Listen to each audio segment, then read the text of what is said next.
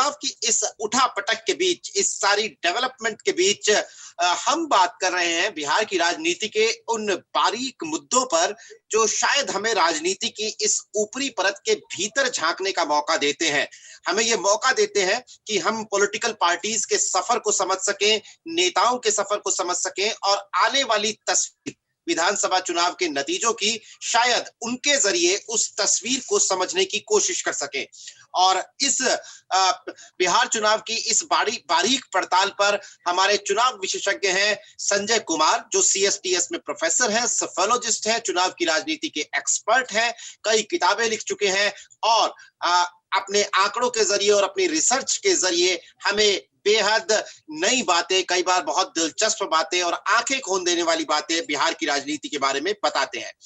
आज हम बात करेंगे संजय जी से। सर, आपका स्वागत है बिहार किसका कार्यक्रम में।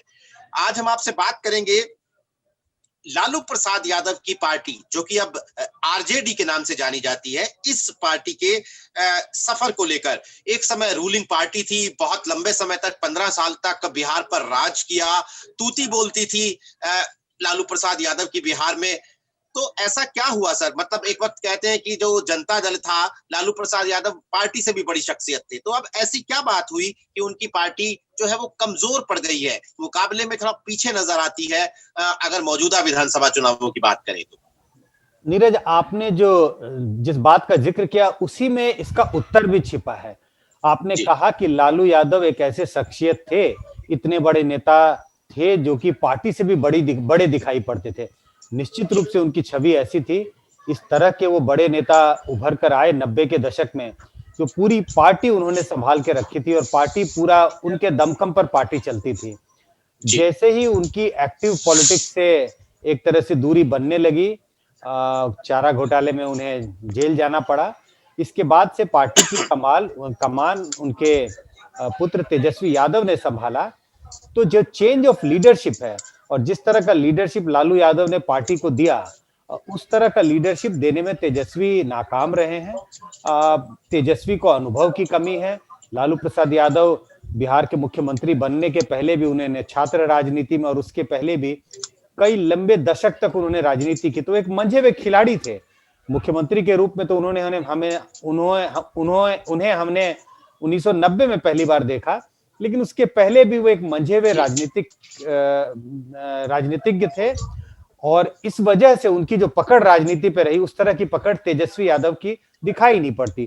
तो लीडरशिप क्राइसिस बात जो उभर के आती है, तो लीडरशिप जो चेंज ओवर हुआ और उसमें जो गिरावट आई, जिस तरह का लीडरशिप लालू यादव ने प्रदान किया पार्टी को, उस तरह की लीडरशिप प्रदान करने में तेजस्वी यादव विफल रहे हैं। बिल्कुल सर, जैसा आपने कहा कि लालू यादव मजे हुए खिलाड़ी थे। 1975 की इमरजेंसी में हम उनकी तस्वीरें देखते हैं, वो वहां से छात्र राजनीति करते हुए और प्रदेश की राजनीति करते हुए इस तरीके से 1990 में मुख्यमंत्री बने थे। और दूसरी बात शायद ये थी कि वो उन्होंने एक पॉलिटिक्स का एक नया सफा, एक नया पन्ना खोला था, जो उन्होंने अति पिछड़ों को शायद बिहार की राजनीति में एक जगह देने की एक पॉलिटिक्स शुरू की थी। और फिर मंडल की पॉलिटिक्स 19 अगस्त 1990 में जब मंडल आयोग की सिफारिशें लागू हुई, तो वो लालू की इस पॉलिटिक्स की बहुत भारी बुनियाद बन गई और लालू को बहुत फायदा पहुंचा। तो क्या अब मंडल पॉलिटिक्स फेल हो गई है? क्योंकि वो तो एक विचारधारा थी, वो तो कोई 2-4 दिन की बात नहीं थी, तो वो तो कैरी फॉरवर्ड करनी चाहिए थी तेजस्वी के पास भी। तो क्या वो मंडल पॉलिटिक्स फेल हो गई है? आपने ठीक कहा। लालू प्रसाद यादव नेता तो बहुत समय से रहे, बिहार की राजनीति करते रहे, लेकिन जो उनका उदय होता है और अभ्युदय होता है, जिस तरह से उन्होंने बिल्कुल एक छत्र साम्राज्य फैलाया बिहार की राजनीति में, उसकी वजह थी मंडल पॉलिटिक्स। 90 के दशक में मंडल कमीशन की रिपोर्ट लागू होती है और उसके बाद जो ओबीसी का उत्थान होता है राजनीति में और सरकार के दूसरे आयामों में, इसकी वजह से उन्हें राजनीतिक माइलेज मिला।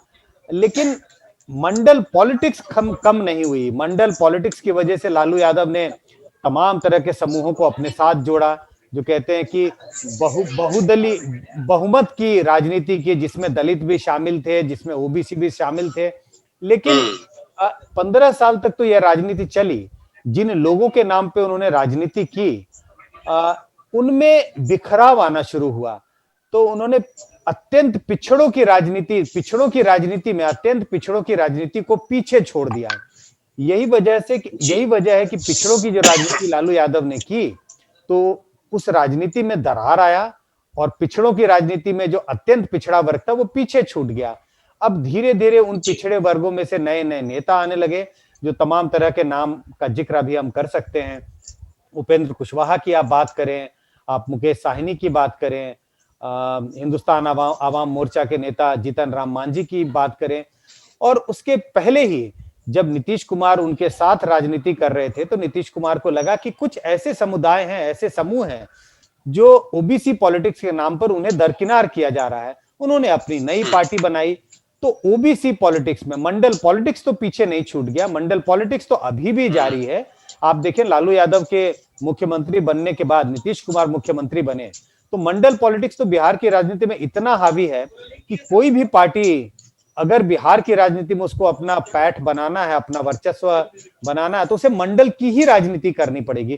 कम से कम मंडल की का शेप और साइज, शक्ल उसको मंडल की देनी पड़ेगी। तो मंडल की राजनीति खत्म नहीं हुई है, मंडल की राजनीति बरकरार है, लेकिन मंडल की राजनीति में एक तरह से दरार आ गई और मंडल की राजनीति में जो लोग पीछे छूट गए थे वो अब बिहार की राजनीति में आगे आ रहे हैं, और इस वजह से जिन लोगों ने शुरुआत में मंडल के नाम पे पॉलिटिक्स की वो पीछे चले गए।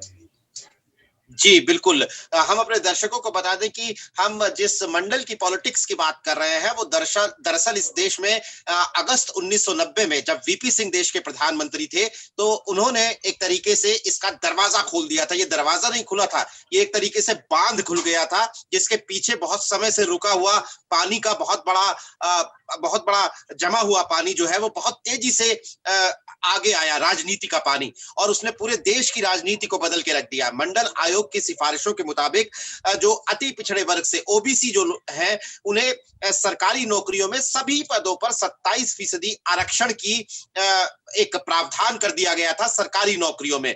तो ये एक बहुत बड़ा परिवर्तन था। इसने देश भर की, खासतौर पर उत्तर भारत की राजनीति में बहुत बदलाव किए, और बिहार की राजनीति में खास तौर पर आप इस बात से अंदाजा लगा सकते हैं कि 1990 के बाद अब 1920 का चुनाव होने जा रहा है। इन 30 सालों में, और इस बार के चुनाव में भी ऐसा नहीं लगता, इन 30 सालों में अपर कास्ट का कोई चीफ मिनिस्टर बिहार में नहीं बन पाया है। हालांकि ये इत्तेफाक की बात है कि वीपी सिंह, जिन्होंने ये लागू किया था मंडल कमीशन, वो खुद अपर कास्ट से थे, राजपूत समुदाय से आते थे। तो सर, आपने जैसा कहा कि मंडल की राजनीति तो चल रही है, लेकिन नए नए नेता, वो जो अति महादलित थे या दूसरे वर्ग थे, वो पीछे छूटते गए, उनके नए नेता आते गए और वोट एक तरीके से बढ़ता चला गया। लेकिन पिछले कुछ समय से हम लालू प्रसाद यादव और आरजेडी के इर्द गिर्द एक एम वाई एक समीकरण की बात लगातार करते हैं, सुनते हैं। यानी उन्होंने अपना यादव वोट जो था पिछड़ों का, वो तो अपने पास रखा ही, और एक मुस्लिम के साथ उसका एक गठजोड़ बनाकर मुस्लिम यादव एक गठजोड़ बनाया। तो ये एक लॉयल सपोर्टर्स माने जाते थे। हम जब उनकी रैलियों में जाते थे तो हमें नजर आते थे। तो क्या ये जो एक वफादार वोटर था आरजेडी का, क्या उसने भी अब छोड़ दिया है आरजेडी को? देखिए, हमेशा जब भी आरजेडी की बात होती है तो हमेशा एक बात की चर्चा होती है कि एमवाई फैक्टर, मुस्लिम और यादव का गठबंधन आरजेडी का कोर सपोर्ट रहा है, सपोर्ट बेस्ड है, और उसकी वजह से आरजेडी ने तमाम तरह की जीत हासिल की। एमवाई फैक्टर अभी भी बरकरार है। आरजेडी अपने सबसे बुरे वक्त में भी उन्हें 18, 19, 20% वोट मिलते हैं, और इन वोट की वजह है एमवाई फैक्टर बरकरार रहना। लेकिन इस बात से इनकार नहीं किया जा सकता कि इस एमवाई फैक्टर में भी दरार आ रही है। किस तरह की दरार है? दरार जनरेशन की दरार है, दरार सोशियो इकोनॉमिक फैक्टर के कारण दरार है, और जो दरार है वो अलग अलग तरह के चुनावों की दरार है। और इसको एक्सप्लेन करना चाहूंगा अपने दर्शकों के लिए। एज फैक्टर, जो युवा मतदाता हैं यादवों में या अगर मुसलमानों में भी अगर आप देख लें, मुस्लिम समुदायों में भी, तो और खासकर यादव मतदाताओं में, उनका युवा यादव मतदाताओं का जो एक बड़ा हिस्सा है, अब वो उस तरह से लालू यादव के पीछे या आरजेडी के पीछे नहीं खड़ा दिखाई पड़ता जिस तरह से वो 90 के दशक में दिखाई पड़ता था। इनमें बड़ी तादाद में लोग अब ऐसे हैं जो बीजेपी के लिए वोट करते हैं। तो ये एज फैक्टर एक है जिसके कारण एम वाई फैक्टर में दरार दिखाई पड़ता है। यंगर यादव जो हैं वो बीजेपी की तरफ खिसक गए हैं।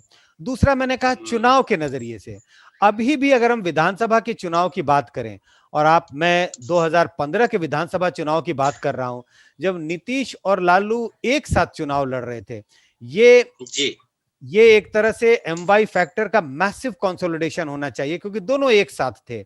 इस समय भी यादवों में से 69% यादव वोट ही एक तरह से इनको मिल पाया, गठबंधन को। लेकिन जैसे ही अगर आप लोकसभा की चुनाव की बात करें, 2019 का लोकसभा चुनाव होता है, तो ये यादव वोट कम जाता है। तो जो अलग अलग तरह के इलेक्शन है, विधानसभा का इलेक्शन जिसमें वो ये जानते हैं कि लालू यादव मुख्यमंत्री बन सकते हैं, आरजेडी सरकार बना सकती है, जेडीयू सरकार बना सकती है, तब तो इस गठबंधन के साथ थे। हमेशा यादवों ने विधानसभा के चुनाव में आरजेडी के का साथ ज्यादा दिया है। लेकिन जब से नरेंद्र मोदी देश की राजनीति में उभर कर आए हैं, 2014 का चुनाव और 2019 का लोकसभा का चुनाव, जी तो लोकसभा के चुनाव में इन्हीं यादवों का वोट छिटक कर बीजेपी की तरफ चला जाता है। बड़ी संख्या में यादव मतदाता नरेंद्र मोदी को पसंद करते हैं प्रधानमंत्री के रूप में। उनकी प्रधानमंत्री मोदी की जो अपनी छवि है, उनका जो आकर्षण है, उसकी वजह से भी आरजेडी का जो एम वाई फैक्टर है वो कम दिखाई पड़ता है, वो ढीला होने लगा, और उसमें से यादव मतदाता छिटक कर प्रधानमंत्री मोदी और बीजेपी के लिए वोट करने लगे। तो ये दो वजह है जिसके कारण दरार दिखाई पड़ता है। अब एम वाई फैक्टर उतना कंसोलिडेटेड नहीं है जितना 90 के दशक में था। अब इसमें दरारें आ गई हैं, और दरार आने की दो वजह साफ है। और तीसरी वजह भी मैं बताना चाहूंगा, जो इनमें जो पढ़े लिखे, जो थोड़े अच्छे आय वर्ग के यादव मतदाता हैं, उनका झुकाव भी बीजेपी की तरफ हो गया है। और जो निचले तबके, अगर मैं आय और शिक्षा के दृष्टिकोण से देखूं, तो उनमें जो निचले तबके के यादव मतदाता हैं वो तो अभी भी आरजेडी के साथ दिखाई पड़ते हैं। लेकिन जो जो सोशियो इकोनॉमिक लैडर में थोड़े ऊपर चले गए हैं, उनका झुकाव बीजेपी की तरफ हो गया है। इन तीन कारणों से आज एम वाई फैक्टर उतना स्ट्रॉन्ग आरजेडी के साथ खड़ा नहीं है, जिसकी वजह से एक समय में आरजेडी के पास जो 27, 30, 32% वोट होते थे, वो अब कहीं गिर करके 19-20% रह गया है। बिल्कुल, देखिए ये एक बहुत ही दिलचस्प, जो हम कह रहे थे कि जब हम पॉलिटिकल पार्टीज के सफर को समझते हैं तो हमें इस तरह की दिलचस्प बातें पता चलती हैं। 1990 के दशक में, 1990 के साल में मंडल कमीशन का लागू होना एक राजनीतिक परिवर्तन नहीं था, वो एक सामाजिक परिवर्तन भी था। हम लालू प्रसाद यादव के पीछे और उनकी एज के जो दूसरे नेता है, नीतीश कुमार, शरद यादव, हम इनकी रैलियों में सुनते थे, वोट हमारी, राज तुम्हारा, नहीं चलेगा, नहीं चलेगा। जो पिछड़े समुदाय से वोटर आते हैं वो ये नारे लगाया करते थे। फिर मुझे याद है सर कि 1990 के चुनाव में 300 कुछ सीटों में से 100 यादवों को टिकट दे दिया था। आरजेडी, माफ कीजिएगा, उस वक्त जनता दल की पार्टी हुआ करती थी, और लालू यादव मुख्यमंत्री पद के कैंडिडेट थे। तो धीरे धीरे जब वो सामाजिक रूप से पिछड़ा हुआ वो वर्ग, जब वो धीरे धीरे उसका उत्थान होने लगा, वो सरकार में आने लगे, सरकारी नौकरियों में आने लगे, वो जमीनें खरीदने लगे, तो अब जैसा संजय जी बता रहे हैं कि धीरे धीरे जब वो एक जाति विशेष से थे, लेकिन जब उनका वर्ग बदला, आय बदली, तो उनकी पॉलिटिकल आस्था भी बदल गई। अब वो यहाँ नरेंद्र मोदी की पार्टी बीजेपी को वोट देते हैं, कुछ हद तक विधानसभा में, और एक बहुत बड़ी सीमा तक लोकसभा में। तो सर ये जब सब हो रहा था, तो लालू यादव जैसा घुटा हुआ राजनीतिज्ञ, तो उन्होंने ये इस बात को समझा नहीं क्या? उन्होंने अपने उस एमवाई समीकरण के बाहर एडिशनल वोटर जोड़ने की कोशिश नहीं की? वो एडिशनल वोटर को मोबिलाइज क्यों नहीं कर पाए? यही आरजेडी की सबसे बड़ी गंभीर समस्या रही। जब आरजेडी, जिस समय जनता दल की आप बात कर रहे हैं, 90 और 95 का चुनाव लालू यादव के नेतृत्व में जनता दल ने बड़ी जीत हासिल की थी। उस समय एक बड़ा गठबंधन था। वो ये समय था जब एमवाई फैक्टर कंसोलिडेटेड था, बट इसके साथ ही साथ आरजेडी गठबंधन को, उस समय जनता दल था, जनता दल गठबंधन को बड़ी संख्या में लोअर ओबीसी का वोट अभी आता था। थोड़े बहुत अपर कास्ट के वोट हमेशा ही इन्हें कम मिलते रहे, लेकिन जो लोअर ओबीसी वोट और दलित वोट है, ये भी बड़ी संख्या में इनके पाले, इनके झोली में गिरता था। लेकिन एमवाई फैक्टर ही सिर्फ कमजोर नहीं पड़ा है, आरजेडी के कमजोर पड़ बिहार की राजनीति में आरजेडी के कमजोर पड़ने की वजह है एमवाई फैक्टर का कमजोर होना, बट उससे भी ज्यादा, उससे भी बड़ी वजह है जो लोअर ओबीसी जिनको हम कहते हैं, जिनमें नाई, कहार, तेली, तमाम तरह की जातियां हैं, ये सब, इनकी संख्या तो सब 1%, आधे परसेंट, 2% है, लेकिन कुल मिला के ये बिहार की आबादी के तकरीबन 24 से 25% है। इनका वोट बड़ी संख्या में लालू यादव को मिलता रहा 90 के चुनाव में, 95 के चुनाव में। अगर आंकड़ों के नजरिए से बताएं तो तकरीबन 65 से 70% लोअर ओबीसी का वोट लालू यादव की पार्टी को मिलता रहा, लालू यादव के साथ दिखाई पड़ते थे। आज उनमें एकदम बिखराव आ गया, सब ने ऑलमोस्ट कह सकते हैं बिल्कुल पलायन हो गया है लोअर ओबीसी का वोट। तो जो बात जिसकी आपने चर्चा की कि क्या लालू यादव या आज तेजस्वी यादव जिनके पास पार्टी की कमान है, क्या उन्होंने एमवाई फैक्टर के अलावा जो दूसरे वोटर उनको अपने तरफ खींचने में सफलता हासिल नहीं की? एक समय में ये सब उनके साथ थे। ये लालू यादव और तेजस्वी, आज उनकी विफलता यह है कि वो उनको अपने साथ नहीं रख पाए। तकरीबन लोअर ओबीसी का 65 से 70% वोट अब बीजेपी जेडीयू गठबंधन को जाता है।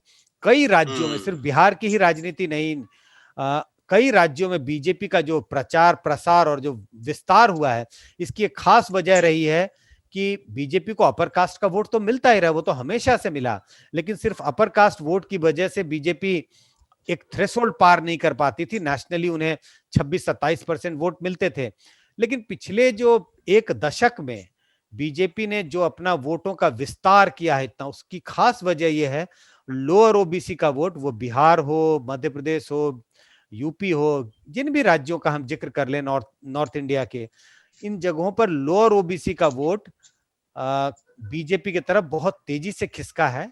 और बीजेपी की तरफ आने का मतलब है उन्होंने आरजेडी का दामन छोड़ दिया। तो लोअर ओबीसी का वोट एमवाई फैक्टर में दरार, और साथ ही साथ जो अन्य जातियां थी जिनका वोट आरजेडी को मिलता था, इन लोगों ने भी आरजेडी का दामन छोड़ दिया है। जी बिल्कुल। और मात्र 26 साल की उम्र में नेता विपक्ष बन गए 2015 में तेजस्वी यादव, जो चूंकि हम अपने दर्शकों को बता दें जो बिहार की पॉलिटिक्स पर बहुत बारीक नजर नहीं रखते हैं, कि लालू प्रसाद यादव जो है वो अब चारा घोटाले के कई मामलों में जेल में है, और उनकी अनुपस्थिति में उनके बेटे, जो छोटे बेटे हैं तेजस्वी यादव, उनके हाथ में पार्टी की कमान है। अगर मौजूदा चुनाव की बात करें तो सेकंड फेज में राघोपुर सीट से तेजस्वी यादव लड़ रहे हैं, उन्होंने अपना नामांकन भर दिया है। उनके बड़े भाई तेज प्रताप जो है वो हसनपुर सीट से लड़ेंगे। वो स्वास्थ्य मंत्री रह चुके हैं 2015 में, जब ये महागठबंधन नीतीश और लालू का महागठबंधन जीता था, तो वो उस सरकार में स्वास्थ्य मंत्री बने थे। लेकिन शायद तेजस्वी यादव की उम्र कहें या अमेच्योरिटी कहें, हमने देखा कि चुनाव पास आते आते किस तरीके से आरजेडी से बहुत सीनियर विधायकों ने, विधान परिषद के नेताओं ने, पंचायत के स्तर पर नेताओं ने पार्टी छोड़ी, नीतीश का दामन थामा, कई दूसरी पार्टियों में चले गए। रघुवंश प्रसाद सिंह, जिन्हें मतलब लालू प्रसाद यादव का हनुमान कहा जाता था, अब वो इस दुनिया में नहीं है, लेकिन उससे पहले, कुछ दिन पहले, उन्होंने भी पार्टी छोड़ने की घोषणा कर दी थी। तो क्या आरजेडी में ये साफ दिखता, मतलब हम ये साफ तौर पर कह सकते हैं कि आरजेडी में लीडरशिप क्राइसिस है? बिल्कुल, इस प्रश्न का भी जिक्र आपने स्वयं ही कर दिया। तमाम बड़े बड़े नेताओं ने पार्टी छोड़ दी, जो आज हैं पार्टी में, जो आज बरकरार हैं, वो बिल्कुल एक तरह से मतलब वो संतुष्ट दिखाई नहीं पड़ते। उन्हें तरह तरह की एंजाइटी है कि पार्टी में चीजें चल रही हैं। तो लीडरशिप क्राइसिस एक बहुत बड़ा फैक्टर रहा है आरजेडी के डाउनफॉल के लिए। आपने एक ऐसे व्यक्ति को पार्टी की कमान संभाल दे दी जो दूसरे नेताओं से कद में बहुत छोटा, कद में मतलब राजनीतिक कद में बहुत छोटा, कोई एक तरह से पॉलिटिकल एक्सपीरियंस नहीं। तो बड़े नेता जिन्होंने पार्टी में सालों दशकों लगा दिया, जिनका अनुभव था, तो मुझे लगता है इस ट्रांजिशन के समय लालू यादव को कुछ और ध्यान रखना चाहिए था। ये ऐसा ट्रांजिशन हुआ जो लालू यादव कर तो सके ट्रांजिशन, क्योंकि उनका पार्टी पर वर्चस्व है, एक तरह से पार्टी पर कब्जा है, और जो दूसरे अन्य नेता हैं वो कुंठित रहे, उन्होंने अपनी आवाज बुलंद नहीं की। क्योंकि आज जिस तरह का के हालात हैं भारत की राजनीति में, और खासकर क्षेत्रीय पार्टियों में, क्षेत्रीय पार्टी क्या बड़ी पार्टियों में भी कमोबेश यही स्थिति है। आपने अगर नेतृत्व के खिलाफ आवाज उठाई, और वो आवाज जेन्युइन है या नहीं जेन्युइन है, इसकी जांच पड़ताल तो बाद में होगी, पहले आपको बाहर का रास्ता दिखा दिया जाएगा। तो ऐसे बड़े नेताओं को दरकिनार कर आपने, लालू यादव ने पार्टी की कमान एक ऐसे व्यक्ति को संभाली, अपने पुत्र को दिया जिसे राजनीति का कोई खास अनुभव नहीं था। इसका भी खामियाजा आरजेडी को भुगतना पड़ा है। आपने रघुवंश प्रसाद जी का जिक्र किया, उनकी अब मृत्यु हो गई, लेकिन उसके पहले ही जो लगातार, जो कभी सोच भी नहीं सकते थे कि वो किसी दिन आरजेडी छोड़ देंगे, लेकिन उन्होंने भी आरजेडी से अपना इस्तीफा दे दिया। तमाम नेता हैं जो पार्टी के अंदर संतुष्ट दिखाई नहीं पड़ते। तो पार्टी में जो ट्रांजिशन हुआ, एक लीडरशिप की बहुत बड़ी क्राइसिस दिखाई पड़ती है, और आरजेडी के जो डाउनफॉल है उसकी एक बड़ी वजह है ये। बिल्कुल, और शायद यही तेजस्वी यादव का सबसे बड़ी चुनौती है, तेजस्वी यादव की इन मौजूदा चुनावों में भी। वैसे जो परिवारवाद की बात संजय जी ने की, वो दक्षिण से लेकर उत्तर तक हम तमाम रीजनल पार्टीज में देखते हैं। मुलायम सिंह यादव की पार्टी हो, जगन रेड्डी जो है उन्होंने अपने पिता से पार्टी संभाली थी, पंजाब में अकाली दल है, सिर्फ एक परिवार ही पार्टी चला रहा है। तो ये क्राइसिस हम देखते हैं रीजनल पार्टीज में। लेकिन तेजस्वी यादव जो है वो, इसमें कोई शक नहीं है कि शायद वो अपने अनुभव की कमी से, तजुर्बे की कमी से, वो एक अपनी पार्टी के सीनियर नेताओं में उन्हें स्वीकारा नहीं जा रहा है। ये पिछले दिनों देखने में आया था। खैर, बेरोजगारी के मुद्दे पर नीतीश कुमार के एंटी इनकम्बेंसी को आधार बनाकर और बाढ़ और कोरोना जैसी जो बिहार ने दिक्कतें झेली, उनको आधार बनाकर तेजस्वी यादव मौजूदा चुनाव में खम ठोक रहे हैं, ताल ठोक रहे हैं। अब 10 नवंबर को ये पता चलेगा कि आखिर वो उनकी ये पूरी कोशिश जो है वो क्या रंग लाती है। क्या वो नीतीश कुमार को किसी तरह की कोई चुनौती देने में कामयाब हो पाते हैं या नहीं हो पाते हैं। बिहार विधानसभा चुनाव के सबसे तेज और सटीक नतीजे 10 नवंबर को आपको मिलेंगे बिहार तक चैनल पर, और इस दौरान भी हम बिहार की राजनीति के कई दूसरे पहलुओं पर बात करते रहेंगे संजय कुमार से। शुक्रिया सर।